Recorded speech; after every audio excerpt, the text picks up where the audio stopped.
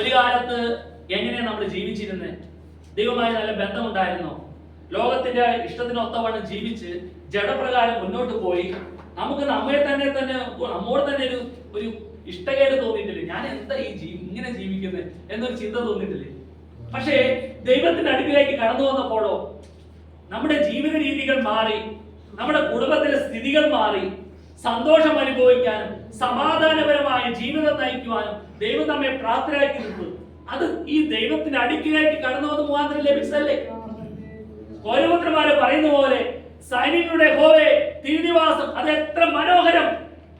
ഒരു പുതിയ വിശ്വാസിക്കും അങ്ങനെ പറയാൻ സാധിക്കുമോ?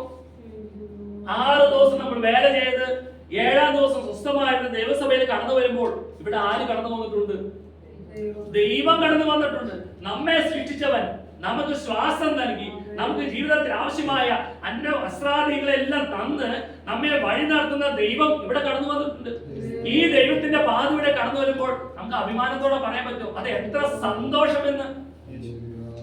നമ്മുടെ വിവാഹത്തിന്റെ എല്ലാം ഫംഗ്ഷനൊക്കെ നടക്കുമ്പോൾ അവിടെ എല്ലാം കടന്നു വരുമ്പോൾ സന്തോഷങ്ങളുണ്ടല്ലേ, അല്ലെ? എല്ലാവരും കടന്നു വരും. ആ സന്തോഷം പോലെയാണോ ഇവിടെ ഈ കിട്ടുന്ന സന്തോഷം? വീട്ടില് ഒരു പുതിയതായിട്ട് എന്തെങ്കിലും ഒരു കാര്യം ക്രമീകരിച്ച് ഒരു പുതിയ വാഹനം വാങ്ങിക്കുമ്പോൾ എല്ലാവർക്കും ഒരു സന്തോഷം ഉണ്ടാവും, അല്ലെ? ഒരു പുതിയ വണ്ടി വരുമ്പോൾ സന്തോഷം ഉണ്ടാവും. ആ സന്തോഷം പോലെയാണോ ഈ സന്തോഷം എന്ന് പറയുന്നത്? ഇവിടെ കിട്ടുന്ന സന്തോഷത്തിന് പ്രത്യേകതയില്ലേ? മാതാപിതാക്കള് മക്കളെ സ്നേഹിക്കുമ്പോൾ ആ ഒരു സന്തോഷമുണ്ട്, മക്കൾക്ക് ഒരു സന്തോഷമുണ്ടല്ലേ? മാതാപിതാക്കളെ സ്നേഹിക്കുമ്പോൾ കിട്ടുന്ന സന്തോഷം. ആ സന്തോഷം പോലെയാണോ ദൈവം നമ്മെ സ്നേഹിക്കുമ്പോൾ കിട്ടുന്ന സന്തോഷം? ഇത് ദൈവത്തിന്റെ അടുക്കൽ കടന്നു വരുമ്പോൾ മറ്റാർക്കും തരാൻ പറ്റാത്ത സന്തോഷം. നമ്മുടെ മനസ്സ് കലങ്ങി ഭാരപ്പെട്ട് എന്ത് ചെയ്യണമെന്ന് ആലോചിച്ച് നിൽക്കുമ്പോൾ ദൈവസമാധാനം കടന്നു വരുമ്പോൾ കിട്ടുന്ന സന്തോഷം ഓരോരുത്തരോടും കൂടെ ചേർന്ന് നമുക്കും പറയാൻ സാധിക്കുമോ? തിരുനിവാസം എത്ര മനോഹരം. 2-3 പേർ കർത്താവിന്റെ നാമത്തിൽ എവിടെ കൂടി വരുന്നു അവരുടെ നടുവിൽ സർവശക്തനായ ദൈവം കടന്നു വരികയാണ്. ഈ ദൈവം കടന്നു വരുമ്പോൾ അതെനിക്ക് സന്തോഷമാണ്. ആരെങ്കിലും ദൈവത്തിന്റെ സന്നിധിയിൽ കടന്നു ഭാരപ്പെട്ടിരിക്കോ? പ്രയാസപ്പെട്ടിരിക്കോ? ഇവിടെ കടന്നു വന്ന് വേറെ എന്തെങ്കിലും ചിന്തയോടുകൂടി ഇരിക്കോ? എല്ലാവരും ഏക ചിന്തയോടിരിക്കുന്നതിന് കാരണം എന്താ? ഇവിടെ കിട്ടുന്നത് പോലെ വേറെ ഒരു സ്ഥലത്ത് കിട്ടില്ല. അതുകൊണ്ടാണ് അതിന്റെ 10ാമത്തെ വാക്യം പറയുന്നത്, നിന്റെ പ്രാകാരങ്ങളിൽ കഴിയുന്ന ഒരു ദിവസം വേറെ 1000 ദിവസത്തേക്കാൾ ഉത്തമമല്ലോ. നോക്കിയേ, ഈ ഒരു ദിവസം വേറെ 1000 ദിവസത്തേക്കാൾ ഉത്തമമാണ്. എവിടെ കടന്നു പോയാലും ഈ ഒരു സന്തോഷം ലഭിക്കില്ല. ഇനി ഏറ്റവും വലിയ പ്രത്യേകത എന്താ? ഈ തിരുനിവാസത്തിന്റെ മറവിൽ നമ്മൾ ഇങ്ങനെ ആയിരിക്കുക. ഇനി എന്നാ നമ്മൾ കർത്താവിനെ മുഖാമുഖമായി കാണുന്ന ആ ഒരു സന്തോഷത്തെ ആലോചിച്ച് നോക്കി. നമുക്ക് വർണ്ണിക്കാൻ പറ്റുമോ? കർത്താവിനെ മുഖാമുഖമായി കാണുമ്പോൾ മലാക്കി പ്രവചനത്തിൽ പറയുന്നത് എന്താ? അന്ന് തൊഴുത്തിൽ നിന്ന് അഴിച്ചുവിട്ട പശുക്കിടാക്കളെ പോലെ തുള്ളിച്ചാടും സന്തോഷം കൊണ്ട്. നോക്കിയേ, ഇനി മുഖാമുഖമായി കാണുമ്പോൾ ഇവിടെ ദൈവിക സാന്നിധ്യം അനുഭവിക്കുമ്പോൾ സന്തോഷം അനുഭവിക്കുന്ന ദൈവമക്കൾ മനസ്സിലാക്കണേ.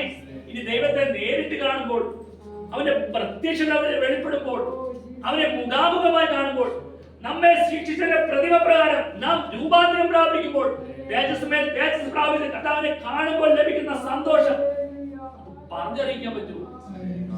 സംഖ്യത്തിന് 27 നിർത്തി. സംഖ്യത്തിന് 27 അതിന്റെ 4ാമത്തെ വാക്യം. ഞാൻ യഹോവയോട് ഒരു കാര്യം അപേക്ഷിച്ചു, അത് തന്നെ ഞാൻ ആഗ്രഹിക്കുന്നു. യഹോവയുടെ മനോഹരത്വം കാണുവാനും അവന്റെ മന്ദിരത്തിൽ ധ്യാനിപ്പാനും എന്റെ ആയുഷ്കാലമൊക്കെയും ഞാൻ യഹോവയുടെ ആലയത്തിൽ പാർക്കേണ്ടതിന് തന്നെ. ഓക്കേ, ഞാൻ യഹോവയുടെ ഒരു കാര്യം അപേക്ഷിച്ചു, അത് തന്നെ ഞാൻ ആഗ്രഹിക്കുന്നു. നമ്മള് എന്തെങ്കിലും അങ്ങനെ അപേക്ഷിക്കാറുണ്ടോ? ജോസേട്ടാ, നമ്മളങ്ങനെ എന്തെങ്കിലും അപേക്ഷിക്കാറുണ്ടോ? എല്ലാം ഞായറാഴ്ച അപേക്ഷിക്കുന്നുണ്ടല്ലേ? ആ അപേക്ഷ ആത്മാർത്ഥതയോട് കൂടിയാണോ? ആണോ? ആത്മാർത്ഥതയോടെ എന്താണ് അപേക്ഷ എന്ന് പറയാമോ? മനസ്സിലായോ എന്ന് പറഞ്ഞു. ആ അപേക്ഷ എന്താന്ന്? യഹോവയുടെ ഒരു കാര്യം അപേക്ഷിച്ചു, അത് തന്നെ ഞാൻ ആഗ്രഹിക്കുന്നു. അഭിമാനത്തോടെ പറയാമോ? ചങ്കുലത്തോടെ പറയാമോ അതെന്താണെന്ന്? ഇന്നെല്ലാം പറയുമ്പോ മനസ്സിൽ എപ്പോഴും കീറിക്കൊള്ളണം ആ ചിന്ത എന്താന്നുള്ളത്. ഇവിടെ സങ്കീർത്തനാരൻ പറയുന്നത് എന്താ? എപ്പോഴും മനോഹരത്വം കാണുവാനും അവന്റെ ധ്യാനിപ്പാനും.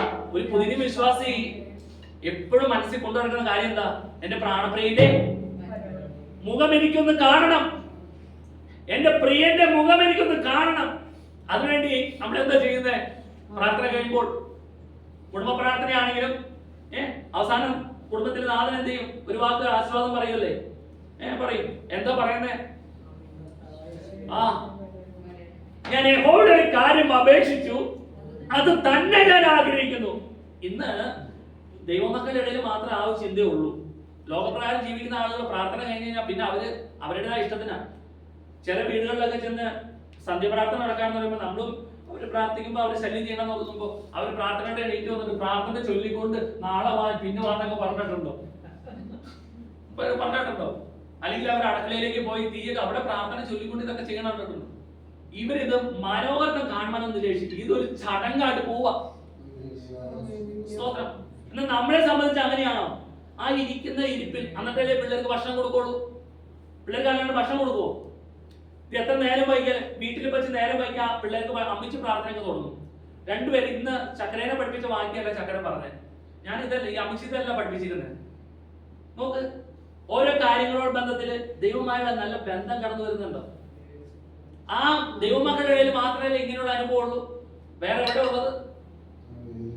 അതിനിടയിൽ എന്തെല്ലാം കാര്യങ്ങൾ ഇതിൽ ചെയ്തുകൊണ്ടിരിക്കുക. അപ്പൊ പ്രാർത്ഥിക്കുന്ന പ്രാർത്ഥന പോലും എന്താണെന്ന് അറിയാം. ഇത് ചടങ്ങായിട്ട് ആളുകൾ ചെയ്തുകൊണ്ടിരിക്കുക. പക്ഷെ നമ്മൾ അങ്ങനെയാണോ? രക്ഷിക്കപ്പെട്ട് സ്നാനപ്പെട്ട് ദൈവത്തെ ആരാധിക്കുന്ന ദൈവമക്കൾ അങ്ങനെയാണോ? ഞാൻ യഹോവയുടെ ഒരു കാര്യം അപേക്ഷിച്ചു, അത് തന്നെ ഞാൻ ആഗ്രഹിക്കുന്നു. എനിക്ക് എന്താ വേറെ എന്തെല്ലാം കാര്യങ്ങൾ അപേക്ഷിക്കാനുണ്ട്? എന്റെ കുഞ്ഞുങ്ങളുടെ വിദ്യാഭ്യാസം, കുഞ്ഞുങ്ങളുടെ ജോലി, അല്ലെങ്കിൽ കുഞ്ഞുങ്ങളുടെ ഓരോ കാര്യങ്ങൾ, ഇത് അതുപോലെ തന്നെ നമ്മുടെ ഭവനം, എന്തെല്ലാം കാര്യങ്ങൾ നമ്മൾ അപേക്ഷിക്കും. അതുപോലെയാണോ ഈ അപേക്ഷ എന്ന് പറയുന്നത്? സമയം ജീവിതത്തിൽ ദൈവം ദാനമായ ദിവസം തന്നാൽ ഈ കാര്യങ്ങളെല്ലാം നടക്കണം. പക്ഷെ നമ്മുടെ ഉള്ളിൻ്റെ ഉള്ളിൽ ആഗ്രഹം എന്താ? അവന്റെ മനോഹരം കാണണം. എന്നെ സൃഷ്ടിച്ച ദൈവത്തെ ഞാൻ മുഖാമുഖമായി കാണും. അതിനുവേണ്ടി എന്ത് ചെയ്യാ? ദൈവത്തോട് അപേക്ഷിക്കുക. എന്താ പറയണേ? ആമേൻ. കർത്താവായ യേശുവേ, ഞാൻ അവർക്ക് വേഗം വരണമേന്ന് പറയുന്നു. അപ്പൊ അങ്ങനെ പറയുന്നു, വരണമേന്ന് പറഞ്ഞാൽ മതി. എനിക്ക് 1-2 പേര് പറഞ്ഞു. എന്നാൽ എന്റെ നാവിൽ എന്താണ് ആ പരിശുദ്ധാത്മാവ് സമയത്ത് വെളിപ്പെടുത്തിയത് ഞാൻ അങ്ങനെ തന്നെ പറയും. വേഗം വരണമേന്ന് പറയും, അല്ലെങ്കിൽ വരണമേന്ന് പറയും. അതെന്താ പറയാൻ കാരണം? എനിക്ക് ഇനി ആ പ്രാണപ്രിയന്റെ കൂടെ ജീവിച്ചാൽ മതി. ഇനി നാം എന്ത് ചെയ്യും? ഇനി നാം കർത്താവിനോട് കൂടെയായിരിക്കും. യഹോവയുടെ മനോഹരം കാണാൻ ആഗ്രഹിക്കുന്ന ഒരു ദൈവവേദൻ എപ്പോഴും പ്രത്യാശയോട് കൂടെ പറയുള്ളൂ. അതെന്താ കാരണം? എനിക്ക് എന്റെ പ്രിയന്റെ മുഖം ഒന്ന് കാണണം. ഈ കഷ്ടങ്ങളും ദുരിതങ്ങളും വേദനകളും ഇല്ലാത്ത നാട്ടിൽ നിന്ന് പ്രിയരോട് കൂടെ ചേർന്ന് വാഴുവാൻ അതൊരു ദൈവത്തിന്റെ പ്രത്യാശയാണ്. ഇവിടെ തിരുനിവാസം, ദൈവിക സാന്നിധ്യം അനുഭവിക്കുന്ന സ്ഥലം. അവിടെ ആലയത്തിലെ ദൈവിക സാന്നിധ്യം അനുഭവിക്കുന്നത് അവിടെ എന്താ ഉള്ളത്? അവിടെ ആലയത്തിൽ എന്താ ഉള്ളത്? യഹോവയുടെ മനോഹരത്വം. അവിടെ പഴയ വിശുദ്ധന്മാരെ ഓരോരുത്തന്മാരെ പറയുമ്പോൾ ആലയത്തിൽ എന്താ ഉള്ളത്? ദൈവിക സാന്നിധ്യം വെളിപ്പെടുന്ന അതിവിശുദ്ധ സ്ഥലത്ത് അവിടെ നിയമം യഹോവയുടെ പെട്ടകം ഉണ്ടല്ലേ? ആ പെട്ടകത്തിനകത്ത് അഹരോന്റെ തളിർത്ത വടി, മഞ്ഞ, ഇതെന്താ അവിടെ വെളിപ്പെടുന്നത്? അവിടെ ദൈവിക സാന്നിധ്യം അതിലൂടെ വെളിപ്പെടുകയാണ്. തളിർത്ത വടി എന്നൊക്കെ പറയുമ്പോൾ ആളുകൾക്ക് എന്താ സംഭവം? അവിടെ ദൈവത്തിന്റെ സാന്നിധ്യം വെളിപ്പെടുക. ഇത് അവിടെ ഇരിക്കുമ്പോൾ വെളിപ്പെടുമ്പോൾ അവരനുഭവിക്കുക എത്ര സന്തോഷമാണ്.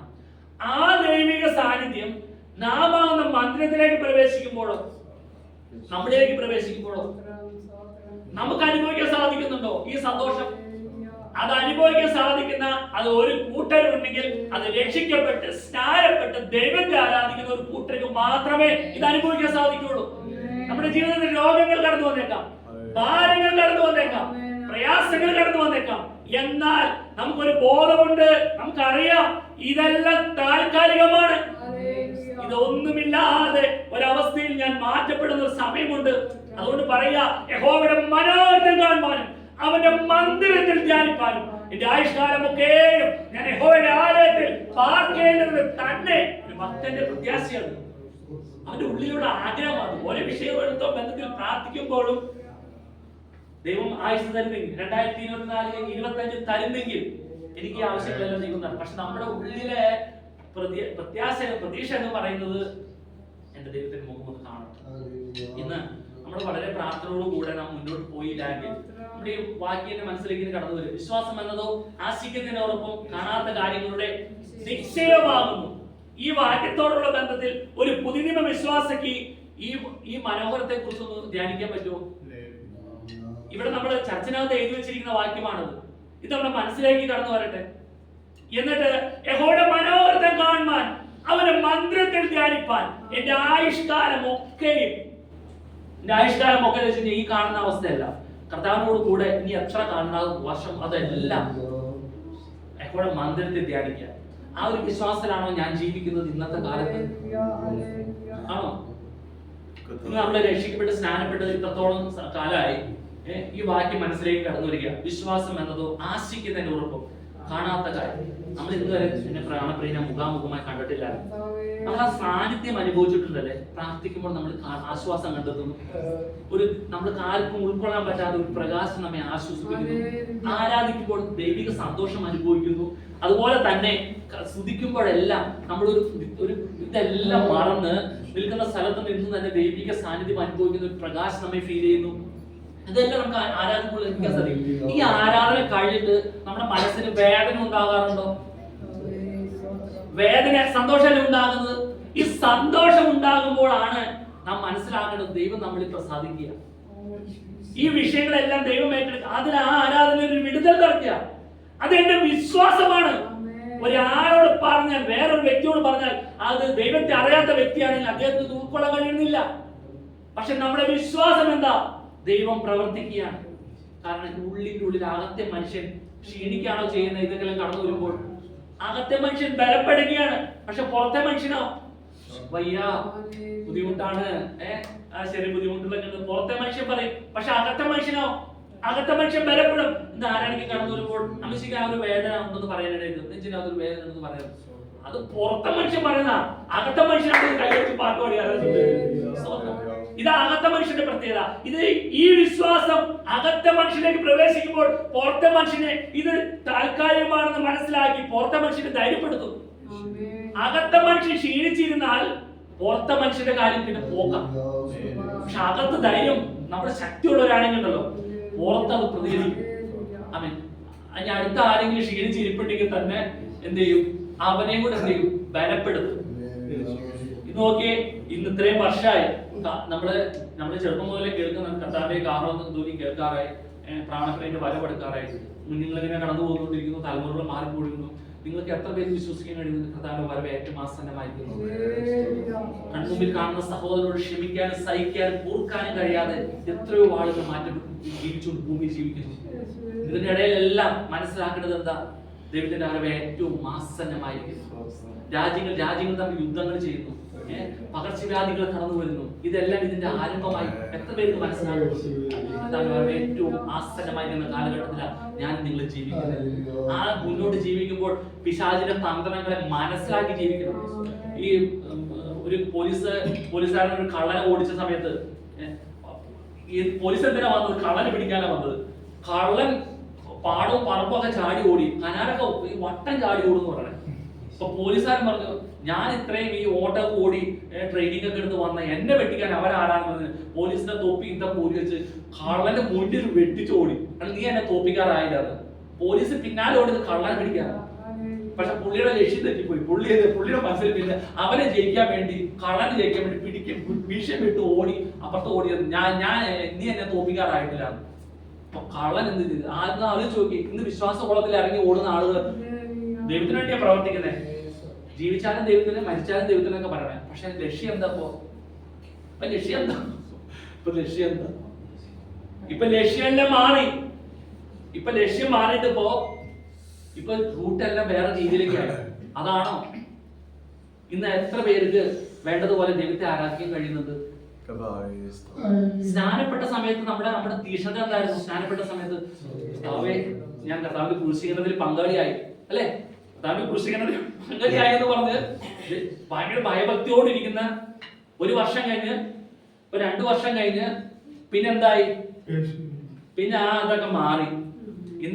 ഇന്ന് വയ്യാത്ത ക്ഷീണമാണ്. ഓരോരോ കാരണങ്ങൾ പറഞ്ഞ് ലക്ഷ്യം തെറ്റിപ്പോവാ. നമ്മൾ ആരെ തോപ്പിക്കാൻ പോണത്? ഒരു കാലത്ത് എങ്ങനെ ജീവിച്ചിരുന്നത്? ദൈവമില്ല, യാതൊരു ബന്ധമില്ലാതെ ഭവനത്തിൽ അവരോട് നമ്മുടെ ഇഷ്ടത്തിനല്ല ജീവിച്ചിരുന്നത്. പക്ഷെ ദൈവത്തിലേക്ക് കടന്നു പോകുമ്പോൾ നമുക്കൊരു ലക്ഷ്യം വന്നു. കൃത്യമായിട്ട് പ്രാർത്ഥനയും കാര്യങ്ങളൊക്കെ പോകണം, ബൈബിൾ വായിക്കണം, ധ്യാനിക്കണം. കടന്നു വന്നു.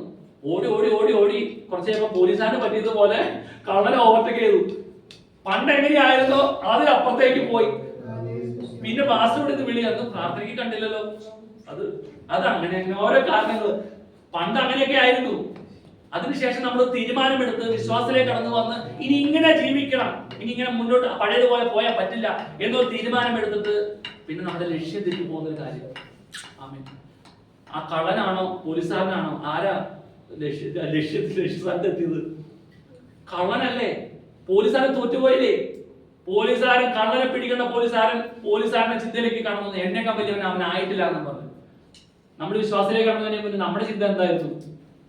ഇനി ഒരു ഉറച്ച തീരുമാനം, ഇനി ഞാൻ ദൈവത്തിലൂടെ ജീവിക്കും. ഞാൻ ബൈബിള് പുതിയ നിയമം എല്ലാം നമ്മൾ വായിച്ച് തീരാൻ പോവാ. ഈ വർഷം പുതിയ നിയമം വായിച്ച് തീരാൻ പോവാ. ഒരു ബ്ലെസ്സിങ്. അടുത്ത പ്രാവശ്യം നമ്മൾ 10 അധ്യായം വെച്ച് വായിക്കും. 5 അധ്യായം നമ്മൾ വായിച്ചോണ്ട് ഇനി പുതിയ നിയമം പഴയ നിയമം നമ്മൾ 10 അധ്യായം വെച്ച് വായിക്കും. നമ്മളൊരു തീരുമാനം എടുത്ത് വായിച്ച് മുന്നോട്ട് പോവാം. ഇതിന്റെ ഇടയിൽ എപ്പോഴെങ്കിലും തീരുമാനം തെറ്റിയിട്ടുണ്ടോ? പണ്ട് പോയ അവസ്ഥയിലാണ് ഇപ്പോഴും പോണത്. അപ്പൊ ആരാ ജയിച്ചത്? പഴയ മനുഷ്യനല്ലേ ജയിച്ചത്? പുതുമനുഷ്യനാണോ ജയിച്ചേ? ആലോചിച്ചേ. പഴയ മനുഷ്യനെ ജയിക്കാൻ നമ്മൾ തന്നെ അവസരം ഉണ്ടാക്കി കൊടുക്കുന്നത്.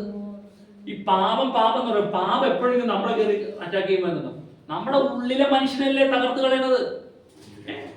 ഉള്ളിലെ മനുഷ്യൻ നമ്മൾ ബലപ്പെട്ടിരുന്നാൽ ഏതെങ്കിലും പാപം നമ്മെ കീഴടക്കുമോ? നോക്കിയേ, പാപത്തിന്റെ വഴിക്ക് നിൽക്കുമ്പോൾ നമ്മൾ പ്രാപിച്ച ഒരു ശക്തി, ആ ശക്തിയിൽ പോരാടിക്കൊണ്ട് അധ്വാനിക്കാൻ നമുക്ക് സാധിക്കുന്നുണ്ടോ?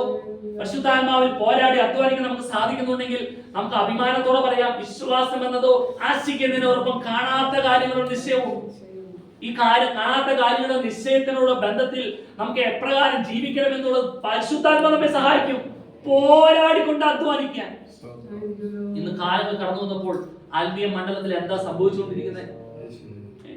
ഏതെല്ലാം കാര്യങ്ങൾക്കാണ് ആളുകൾ പെട്ടെന്ന് തീരുമാനം കൊടുക്കുന്നത്. പെട്ടെന്ന് ഒരു സമയത്ത് തന്നെ ഒരു സമയം വെച്ച് ആ സമയത്തിന് ആ പ്രയാണം നിർത്തിയില്ലെങ്കിൽ അപ്പോഴേ തീരുമാനം കൊടുക്കും. പണ്ടോ ഒന്നും അറിയാതെ അവിടെ കുർബാന കാണാൻ പോകുന്ന പറഞ്ഞത്, കോമൺ ആയിട്ട് പറഞ്ഞു കുർബാന കാണാൻ പോകും. അവിടെ നിന്ന് അച്ഛൻ പറഞ്ഞ കാര്യങ്ങളെല്ലാം അവിടെ നിന്ന് കേട്ടു, ഒന്നും മനസ്സിലാതെ പുറത്തിറങ്ങി പോകുന്ന ഒരു കാര്യം. ഇന്ന് അങ്ങനെയാണോ? ഇന്ന് അങ്ങനെ അവല്ലാതെ ഈ അവസ്ഥയിലേക്ക് ദൈവം മാറ്റിയിട്ട് ഇന്ന് നമ്മൾ ഏതെങ്കിലും രീതിയിൽ പഴയ ആ ചിന്തകളെല്ലാം കടന്നു വരുന്നുണ്ടോ? പണ്ട് കുർബാന കാണാൻ പോകുന്ന പോലെ ആരാധനയ്ക്ക് ആരെങ്കിലും കടന്നു വരുന്നുണ്ടോ? അങ്ങനെയാണ് ഇപ്പൊ അല്ല. ഇവത്തെല്ലാം വ്യത്യാസം വന്നു. അത് സമയത്തിന്റെ കാര്യം വരുമ്പോൾ പെട്ടെന്ന് നമ്മുടെ മനസ്സിൽ നിന്ന് മാറിപ്പോകാൻ പാടില്ല. നമുക്കൊരു ഉറപ്പുണ്ട്, ഹല്ലേലൂയ, ഞാൻ പണ്ട് എങ്ങനെയായിരുന്നു അതല്ല ഇപ്പോ. എന്റെ പ്രാണപ്രിയനോട് കൂടെ ഞാൻ വസിക്കുക. ഇനി എന്റെ പ്രാണപ്രിയന്റെ മുഖം എനിക്കൊന്ന് കാണണം, ഈ സാന്നിധ്യം എനിക്കൊന്ന് അനുഭവിക്കണം. പണ്ടത്തെ മനുഷ്യനെ വെട്ടിക്കുന്ന ഒരു സ്വഭാവം നമ്മുടെ ജീവിതത്തിൽ ഉണ്ടാകരുത്. നമ്മൾ പുതിയ മനുഷ്യനാ. ഇന്ന് നമ്മുടെ ലക്ഷ്യം എന്താ? കനാൻ ദേശം അവകാശമാക്കണം, കർത്താവിനോട് കൂടെ വസിക്കണം.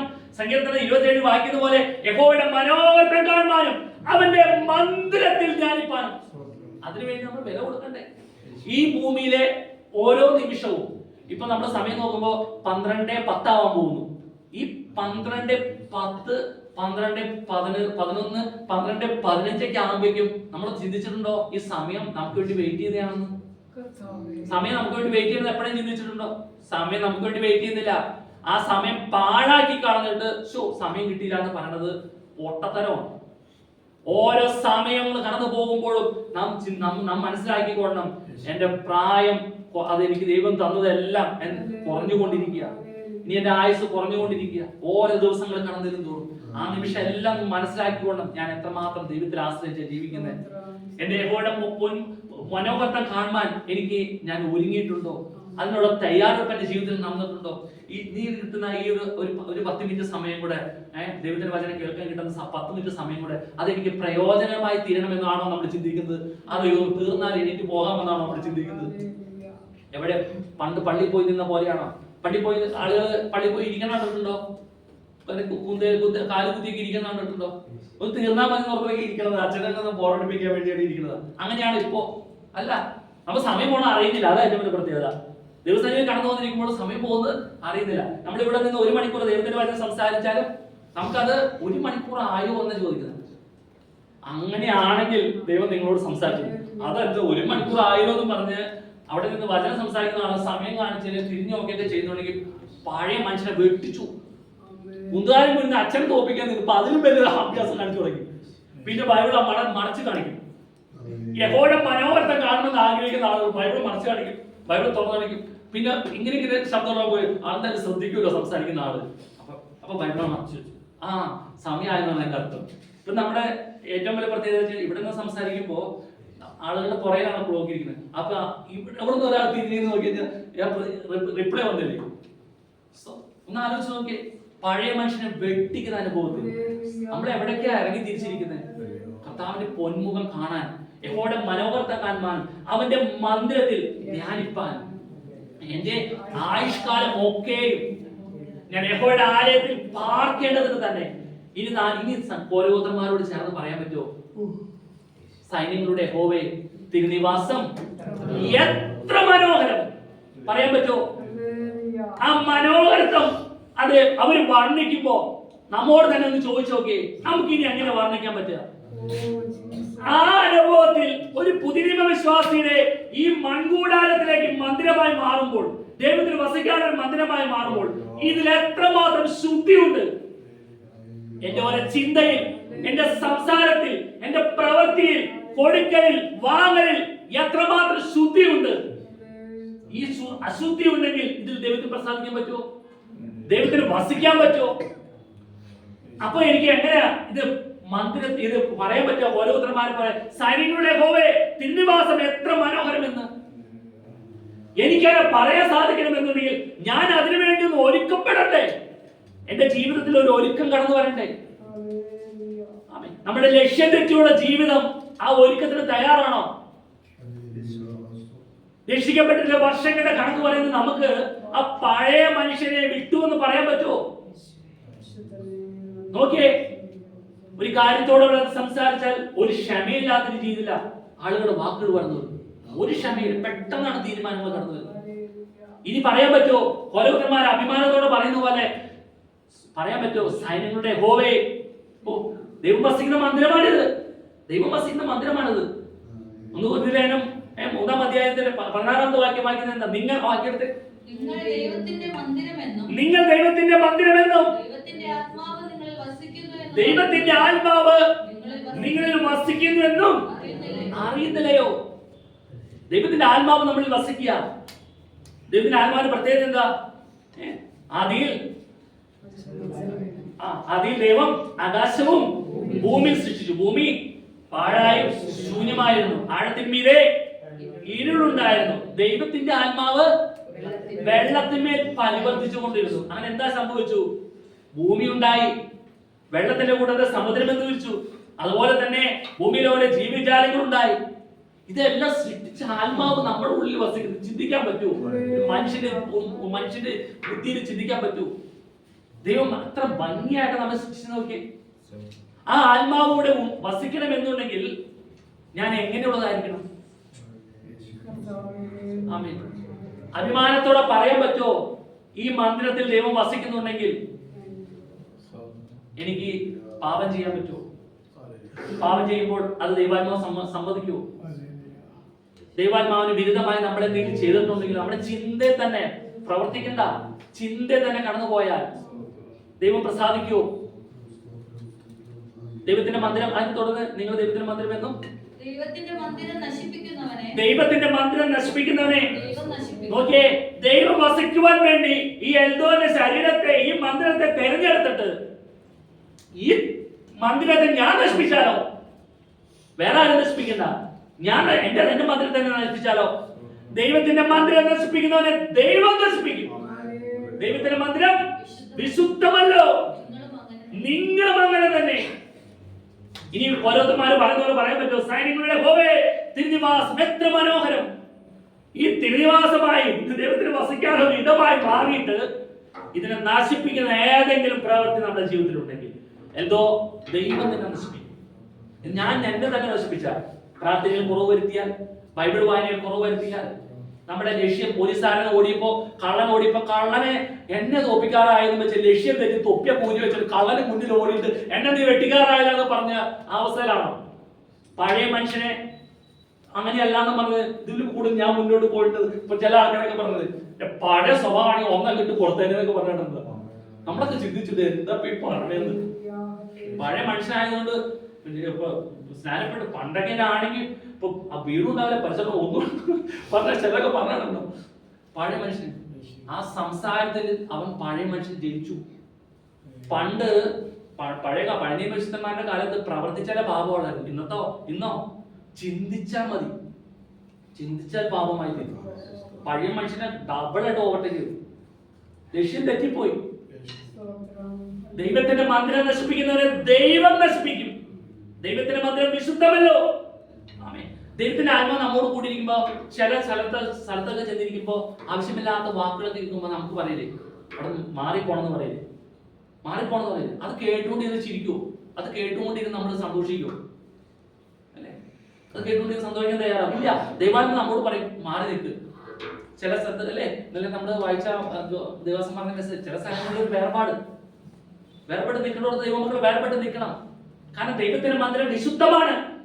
ആ ഒരു വ്യക്തിയുടെ വാക്ക് മുഖാന്തരം ഈ മന്ദിരത്തെ അശുദ്ധമാക്കുന്ന ഒരു ചിന്ത എന്റെ ചിന്ത മണ്ഡലത്തിലേക്ക് പ്രവേശിക്കരുത്. അശുദ്ധമാക്കുന്ന ഒരു വാക്ക് കടന്നു വരുമ്പോൾ ഹാലില്ല, അവിടെ എല്ലാം ദൈവത്തെ ആശ്രയിച്ച് മുന്നോട്ട് പോകണം. അതല്ലാന്നുണ്ടെങ്കിൽ അത് കീഴടക്കുകളെ. ചില ആളുകളൊക്കെ പറയുമ്പോൾ തന്നെ അത് വേണ്ട എന്ന് തോന്നി, അത് വേണ്ട എന്ന രീതിയിൽ നമ്മൾ മനസ്സിൽ സംസാരിക്കുമ്പോൾ അപ്പൊ തന്നെ തീരുമാനമെടുക്കണം. എന്നിട്ട് നമ്മൾ കേൾക്കാൻ നിന്നാലോ, എന്നിട്ട് പറയുന്നു വന്നിട്ട് അപ്പൊ പിന്നെ ഈ പറയാൻ പറ്റുന്ന ആള് അപ്പൊ പറയാനുള്ളതൊക്കെ പറഞ്ഞു കഴിച്ചിട്ടുണ്ടാവും. പിന്നെ ഇവന്റെ ആവേശം കണ്ടിട്ട് പിന്നെ കുറച്ചും കൂടി കൂട്ടിച്ചേർത്തൊക്കെ പറയും അല്ലെ. ഒരു ആവേശം കയറുമ്പോ ഒന്നുകൂടി കൂട്ടിച്ചേർത്ത് പറയില്ലേ. ഇവരിങ്ങനെ പറഞ്ഞ് കേൾക്കാൻ ഭയങ്കര ഇൻട്രസ്റ്റ് കാണിക്കുക. അപ്പൊ ചിലരാരും ഇനി എന്തോ പറയണ്ടേ, ഇന്ന് എന്തെങ്കിലും പറഞ്ഞേക്കാൻ ഓർത്ത് ആവശ്യമില്ലാത്തൊക്കെ പറയും. ചില ആളുകൾ ആളെ കിട്ടിയും പറഞ്ഞു കൊല്ലും. ചിലര് ആള് വേറെ വണ്ടി ഓടിച്ചിട്ടൊക്കെ ചോദിച്ചു ജോലിയൊക്കെ ചെയ്തു. പക്ഷെ ഇവിടെ ഇത് പറഞ്ഞ് അങ്ങനെയാണ് ഇങ്ങനെയാണ് പറഞ്ഞങ്ങ് കൊല്ലും. അവിടെ ഇരിക്കാൻ ഒരു ദൈവത്തിന്റെ വ്യവസ്ഥയിലാണ്. എന്റെ മന്ദിരത്തെ ഈ മന്ദിരത്തെ നശിപ്പിക്കുന്നവരെ ഇത് വേണ്ടിട്ട് കർത്താവ് യേശു കാൽവരിയിൽ വില കൊടുത്ത, എനിക്ക് വേണ്ടി കാൽവരിയിൽ വില കൊടുത്ത. നമ്മളത് ഈ അദ്ദേഹം മൊത്തം ചിന്തിക്കും കേട്ടോ. ഇപ്പോഴൊന്നല്ല, നമ്മൾ മുന്നോട്ട് ചിന്തിക്കും. വളരെ ഗൗരവമായിട്ട് ചിന്തിക്കേണ്ട ഒരു അധ്യായം. സ്വന്തം കാൽവരി വില കൊടുത്തവൻ നമുക്ക് വേണ്ടി നോക്കി നിൽക്കുമ്പോ ദൈവത്തിന്റെ വലത്ത് ഭാഗം നമുക്ക് വേണ്ടി പക്ഷപാതം ചെയ്തുകൊണ്ടിരിക്കുക. ഇന്നും നന്നാവും. ഈ വർഷം ഈ ആഴ്ചയുടെ തീരുമാനം നന്നാവായിരിക്കും. ഇനി ദൈവം സംസാരിക്കുമ്പോ വളരെ തീക്ഷണയോട് മുന്നോട്ട് പോകും. അത് കഴിയുമ്പോ പിന്നെ പോലീസുകാരെല്ലാം കഷ്ടമായിട്ട് പഴയ മനുഷ്യനെ ഡബിളായിട്ട് ഓവർടേക്ക് ചെയ്തു. അതല്ല നമ്മുടെ ജീവിതത്തിൽ വേണ്ടത്. നമ്മുടെ ജീവിതത്തിൽ നമുക്കൊരു സ്ഥിരത ഉണ്ടായിരുന്നു. നമ്മൾ എന്തിനാ ഇറങ്ങി തിരിച്ച് എന്റെ കർത്താവിന്റെ പൊന്മുഖം കാണാൻ ആഗ്രഹത്തോടെ ഇറങ്ങി തിരിച്ച് പാട്ട് പാടുമ്പോഴും ആരാധിക്കുമ്പോഴും എല്ലാം പറയും.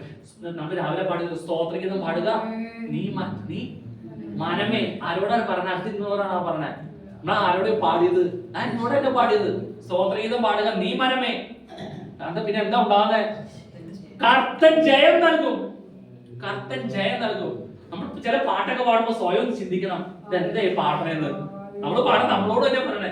ദാവീദ് പറഞ്ഞു എൻ മനമേ യഹോവയെ വാഴ്ത്തുക. ദാവീദ് ആരോട് പറഞ്ഞ? ദാവീദ് വേറെയുള്ളവരോടാണോ പറഞ്ഞത്? അല്ല, ദാവീദിനോട് പറയാ എൻ മനമേ യഹോവയെ വാഴ്ത്തുക, അവന്റെ ഉപകാരങ്ങൾ ഒന്നും മറക്കരുത്. ഇന്ന് മറന്നു പോണ കാലഘട്ടത്തിൽ ആളുകൾ ജീവിക്കുന്നത് എല്ലാത്തിനും ഒരു മന്ദത പിടിച്ച അവസ്ഥയിൽ. ആമേൻ. ചില കാര്യത്തോട് ബന്ധത്തിൽ ചിലർ ചീർത്തിരിക്കുന്നു. ഇന്നലെ കേട്ടതുപോലെ ചീർത്തിരിക്കുക. ആ ചീർപ്പൊക്കെ എന്തിനുള്ളതല്ല, നല്ലതിനുള്ളതല്ല.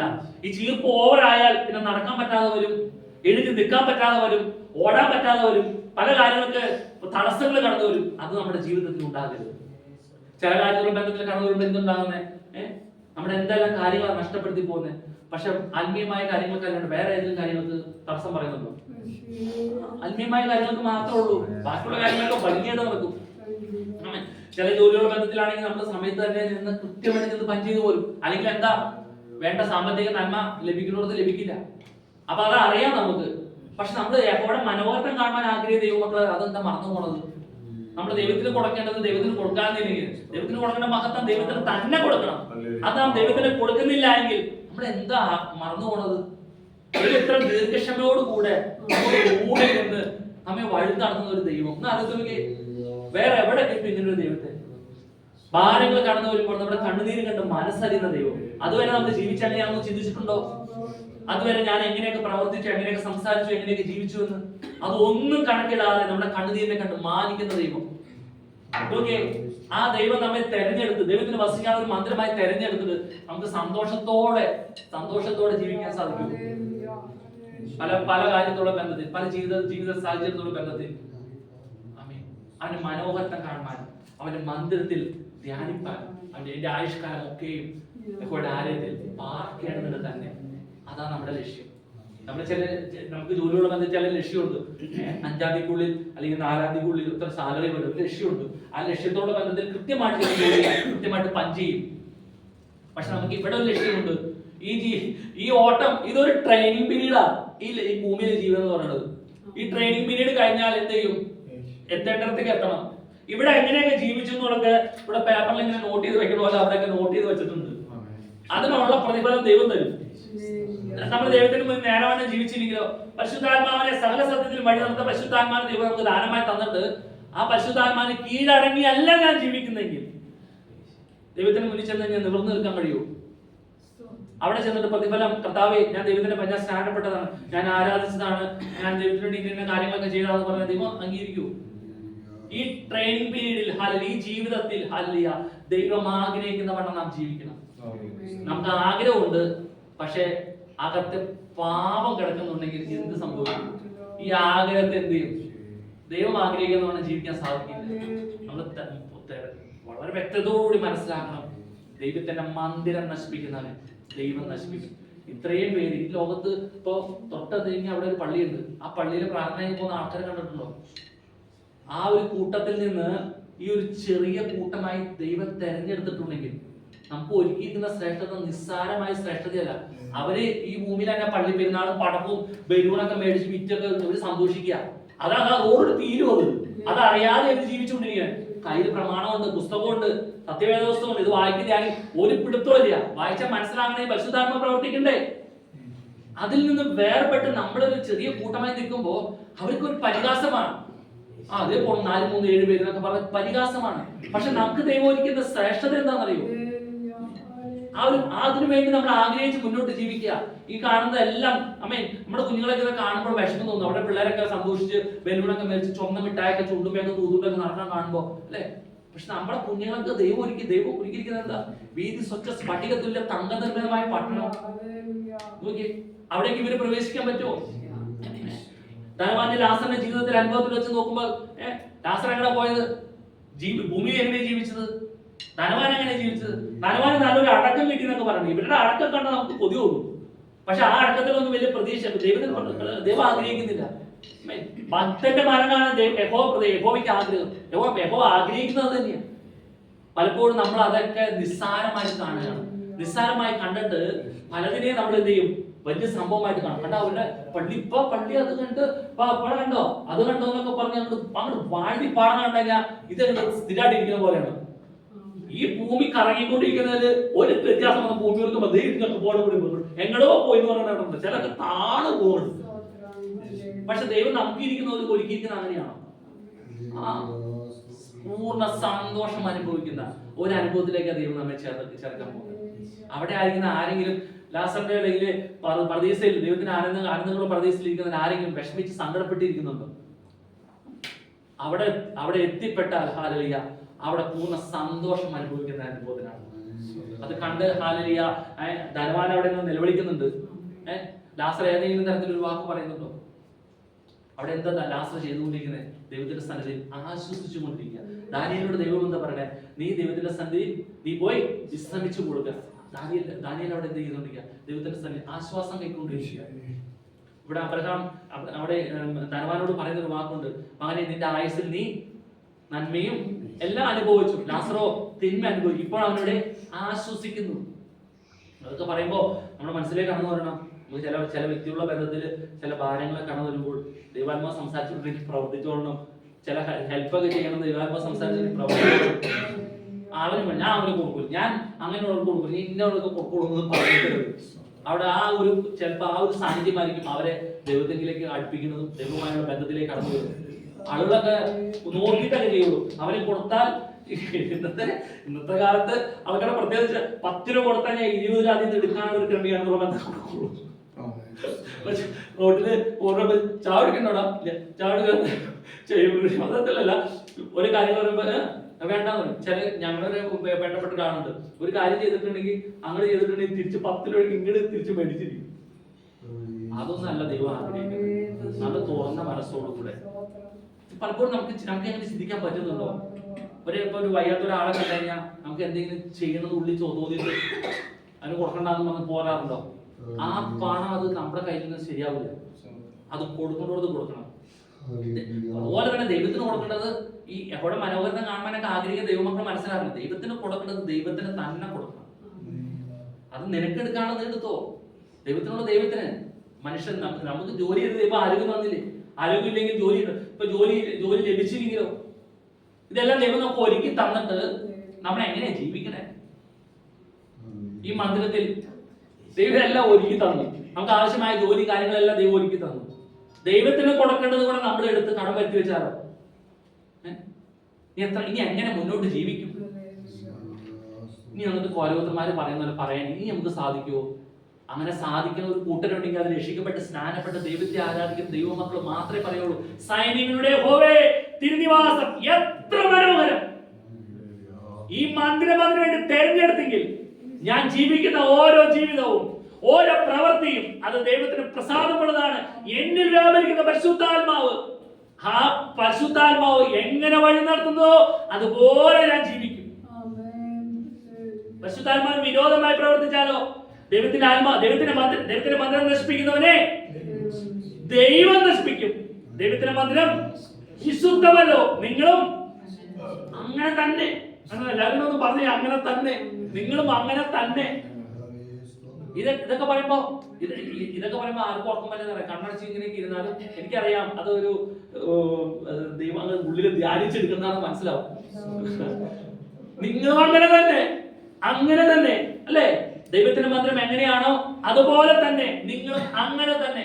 ഓരോ ചിന്തയിലും ഇന്നലെ ഞങ്ങൾ മീറ്റിംഗ് കൂടിയിരുന്നപ്പോ ഞങ്ങൾ തിരിക്കുക. അപ്പൊ സ്വത്രാഴ്ച ഇടാറുണ്ട്. ഞങ്ങൾ മീറ്റിംഗ് ചെറിയ സ്വത്രാഴ്ച ദേവസ്മാൻ കൂടിയിരിക്കുന്നു. അപ്പൊ ഇങ്ങനെ പേഴ്സണലി ഇങ്ങനെ ഞാൻ പറഞ്ഞു, ഫസ്റ്റ് തൊട്ടത് 100 നോട്ട് വേണമെങ്കിൽ അത് ഇട്ടോളൂ. അതിപ്പോ ദൈവാത്മാവ് സംസാരിച്ചിട്ടോളണം. സംസാരിച്ചാൽ ഇട്ടോളണം. ഞാൻ പറഞ്ഞിട്ട് പേരിൽ ഇടരുത്, സംസാരിച്ചാൽ ഇട്ടോളണം. ഞങ്ങൾ ചുമ്മാ തമാശ പറഞ്ഞാണ്. ഞാൻ പറഞ്ഞ ചില കാര്യങ്ങളുടെ ബന്ധത്തിലാണ് പറഞ്ഞത്. വീട്ടിൽ നിന്ന് ഇറങ്ങാൻ നേരത്തെ പറയില്ല, ഇന്ന് എന്തായാലും ദൈവത്തിന് ദശാംശം കൊടുത്തേക്കാം. അപ്പോഴായിരിക്കും പാലിന്റെ പൈസ കൊടുത്തത്. അപ്പോഴേ മാറ്റരുത്. പാലിന്റെ പൈസ ദൈവം തരും, വേറെ തരും. ദൈവം വിശ്വസ്തനല്ലേ? ദൈവത്തിന്റെ മന്ദിരം വിശുദ്ധമല്ലോ, നിങ്ങളും അങ്ങനെ തന്നെ. അവിടെ കളങ്കത്തിന്റെ ചിന്ത വേണ്ട, പാപത്തിന്റെ ചിന്ത വേണ്ട. ദൈവം തരും. ആവശ്യമില്ലാത്ത ചിന്തകൾ ആരൊക്കെ കൊണ്ടുവരുന്നത്? പിശാചം ഉണ്ടാകുന്നത്. അപ്പൊ നമ്മൾ നേരത്തെ വായിച്ചെന്താ? കൊലോസ്യർക്ക് വായിച്ചത് എന്നിൽ വ്യാപരിക്കുന്ന വ്യാപാര ശക്തിക്ക് ഒത്തവണ്ണം പോരാടണം. അവിടെ പോരാടാൻ നമുക്ക് സാധിക്കുന്നുണ്ടോ? അവരെ പോരാടുന്നില്ല. ആ പോരാട്ടം എനിക്ക് വേണ്ടാന്ന് നോക്കുമ്പോൾ എന്ത് ചെയ്യും? അത് അവിടെ അവസാനിപ്പിക്കും. അപ്പൊ ഏതാത്മാവിന് കീഴ്പ്പെട്ടത്? അപ്പൊ ദൈവത്തിന് മന്ദിരം നശിപ്പിക്കുന്നതിന് ആരും നശിപ്പിക്കും? ദൈവാത്മാവ് സംസാരിച്ചിട്ട് അത് കീഴ്പ്പെടാണ്ടിരുന്ന് അപ്പൊ ദൈവം നശിപ്പിക്കുമോ? ചിന്തിച്ചു നോക്കി, ഒരുപാട് ചിന്തിച്ചു നോക്കി. നിങ്ങളും അങ്ങനെ തന്നെ. ഹല്ലേലൂയ. സമയം കടന്നു പോകുന്നത് നമുക്ക് അവസാനിപ്പിക്കുന്നത്. സൈന്യങ്ങളുടെ യഹോവേ, ഓരോരുത്തന്മാരെ പോലെ പറയണം. സൈന്യങ്ങളുടെ യഹോവേ തിരുനിവാസം അത് എത്ര മനോഹരം! അവരങ്ങനെ പറയുമ്പോൾ ആലയത്തിൽ ഇരിക്കുന്ന അനുഭവത്തിൽ അവർ ചിന്തിച്ച് പറയുന്നത്. നമ്മൾ പറയുമ്പോൾ ചിന്തിക്കണം, തിരുനിവാസം എത്ര മനോഹരം! ഈ മന്ദിരത്തിലേക്ക് ദൈവം പ്രവേശിച്ചിരിക്കുക. ഈ മന്ദിരം അതിനുവേണ്ടി തെരഞ്ഞെടുത്തിരിക്കുക. ദൈവത്തിന്റെ മന്ദിരം വിശുദ്ധമല്ലോ, നിങ്ങളും അങ്ങനെ തന്നെ. ദൈവം സഹായിക്കാൻ പ്രാർത്ഥിക്കാം. കേൾപ്പിച്ച വചനത്തെ സമർപ്പിച്ചു കൊടുത്തുകൊണ്ട് ജില്ലിച്ചോട്ടാണ്.